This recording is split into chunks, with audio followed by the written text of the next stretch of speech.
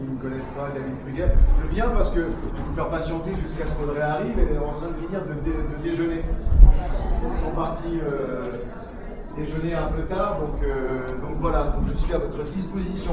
Est-ce que vous auriez des questions éventuellement me concernant pour ceux qui me connaissent? Éventuellement, ça me fera patienter. C'était pour moi midi. C'était pas trop mal à midi, ouais. Ça va, ça a été, j'ai pas mal déjeuné, une bonne petite bière, c'était sympa. D'autres questions? De quoi? Vous les connaissez en fait pour vous ou pas? Les gens, là, les sorties, ça. Les quoi, je crois? Les gens.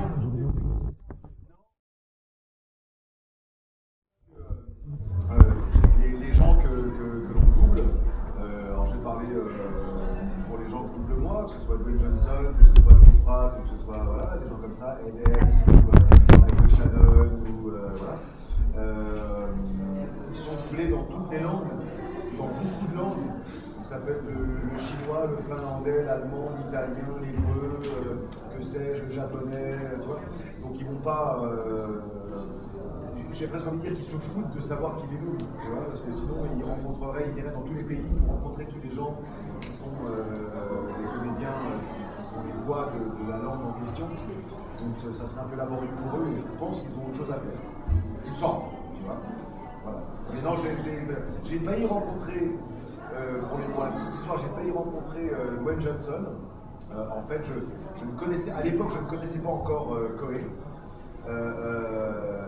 Et moi, j'étais invité à Énergie Compiègne pour l'avant-première du Jumanji 2. Et il se trouve que le même soir, Coé, à Paris, à Énergie Paris, recevait Dwayne Johnson.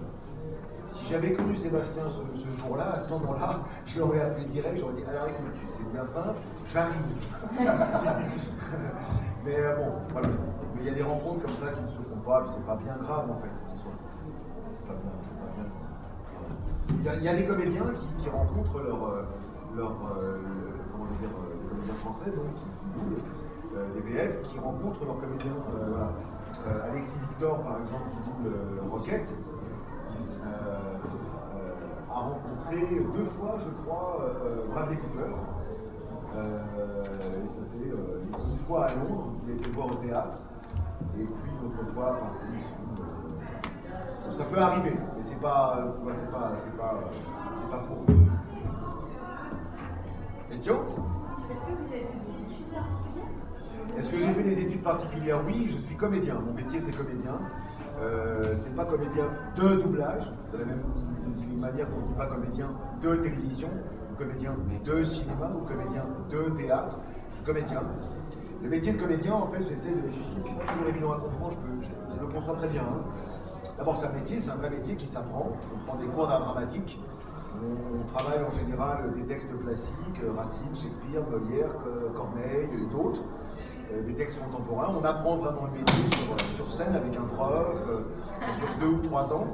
Et puis, le métier de comédien, donc, qui est le nôtre, c'est la base, d'accord? C'est comédie. Et ce métier permet tout un éventail d'activités qui sont le théâtre, le cinéma, la télévision, le doublage, le jeu vidéo, la radio, la pub, la voice-over, le documentaire, etc. D'accord? Mais le métier, c'est comédien. Et on a des études de comédie, et même si on a quelques qualités, quelques dons, si tu veux, pour jouer la comédie, ça s'apprend quand même, ça se travaille. On apprend à marcher, on apprend à articuler un texte, on apprend à répondre à un autre comédien sur scène, à donner la réplique. Et puis, je le dis souvent, mais l'habit, tu connais cette expression, l'habit ne fait pas le moine. Tu connais ça? Eh bien, dans ce métier, l'habit fait le moine. De la même manière que quand vous êtes en cosplay, vous devenez le cosplay. Ben moi, si on me met un costume de guerrier, ou si on me met un costume de curé, ou si on me met n'importe un costume de ministre, là, je ne vais pas me comporter de la même manière, je ne vais pas marcher de la même manière, je ne vais pas parler de la même manière. D'accord? Donc, l'habit fait le moine. Et donc, en cours d'art dramatique, on apprend, que ce soit pour les garçons ou pour les filles, on apprend à se déplacer avec différents costumes. Notre ami qui est devant nous, t'as des baskets? T'es en jean ou en pantalon simple? Ah, le jean, voilà. Jean, basket, chemise à la coude, tout va bien. On peut, tu vois, on est cool. Le même garçon, bien coiffé, bien habillé, bien rasé, bien machin, avec un costume 3 pièces, une cravate et des chaussures classiques, il ne va pas parler de la même manière, il ne va pas se tenir de la même manière, il ne va pas marcher de la même manière, il ne va pas se comporter de la même manière. C'est pareil pour une fille. Vous êtes en baggy, chaussures plates, les meufs, dans un fauteuil, ou salut, tu vas bien toi, enfin, tout va bien. Et tout à coup, on vous met une jupe ou une robe. Mais prenons une jupe, parce que là, pour le coup, c'est un peu plus cool. Prenons une jupe, on vous met une jupe, on vous met des talons.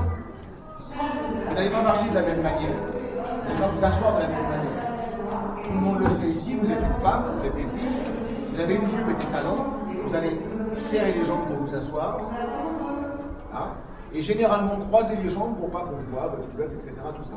Et généralement vous venir plus droite plutôt que affaler parce que vous avez la possibilité, avec les vêtements un peu plus contemporains, plus modernes, de vous affaler sur une chaise. Là tout à coup il y aura une posture. On apprend aussi ça en cours de théâtre. On ne marche pas de la même manière avec des chaussures classiques pour un garçon et avec des talons pour une fille qu'on marche avec des baskets et un jean ou un baggy. Tu vois ce que je veux dire? Donc tout ça, ça s'apprend. Et l'habit fait le moine.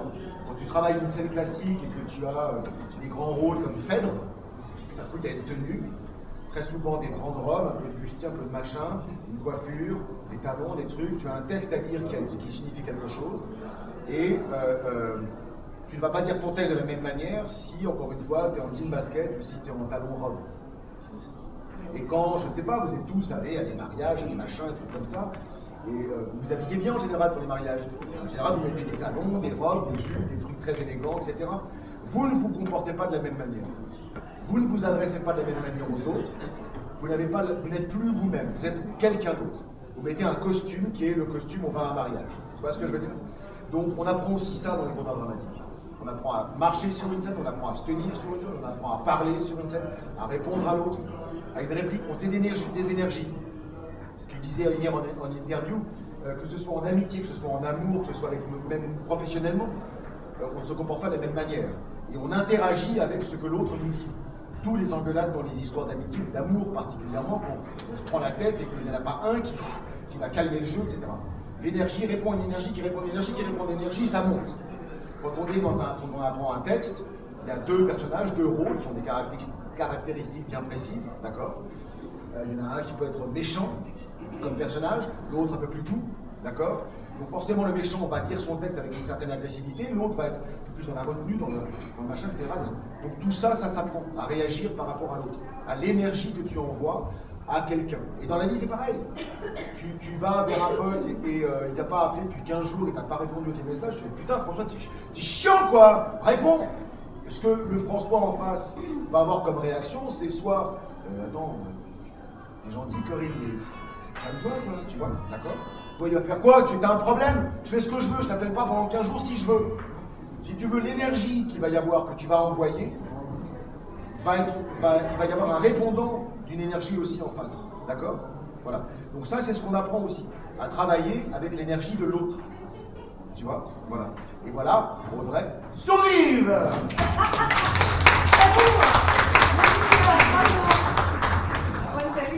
Ça va? Voilà, Audrey Sourire, donc. Et qui vous dira la même chose, hein, c'est un travail d'énergie, c'est un travail d'onde. Je finirai là-dessus. Dans la vie, dans l'univers, dans le cosmos, il n'y a que des ondes. La lumière, c'est de l'onde. Le son, c'est des ondes. Selon les ondes que l'on donne à l'autre, il va nous répondre d'une certaine manière. L'univers nous répond d'une certaine manière. Quand on travaille la comédie, on apprend la comédie, on travaille dans un cours d'art dramatique, on travaille sur les ondes d'un personnage, qui sont encore une fois gentils, agressifs, peureux, timides, tout ce qu'on veut.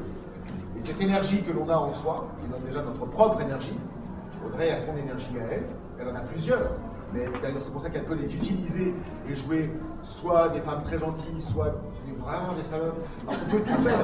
Et je peux jouer des enfoirés. Moi, avec la voix que j'ai, l'énergie que j'ai, le physique, que ce soit au théâtre, en tournage ou même derrière un micro, on me donne des personnages qui ont une énergie, une certaine énergie. Parce qu'on se dit, David, c'est cette énergie-là. Et cette énergie-là, et cette énergie-là. Audrey, on se dit, ok, elle peut être une battante, comme c'était le cas de Roxanne Shaw, elle peut être dans plein de choses, et elle peut être une petite princesse, comme dans Mario, etc. Parce qu'elle a toutes ces énergies-là. On va l'engager pour les différentes énergies qu'elle peut avoir, qui sont les siennes, et qu'elle dégage d'elle-même, par sa voix, par son physique, sa prestance, son énergie, et ces ondes qui viennent d'elle. Je finis là-dessus, je vous remercie, Audrey Sourire.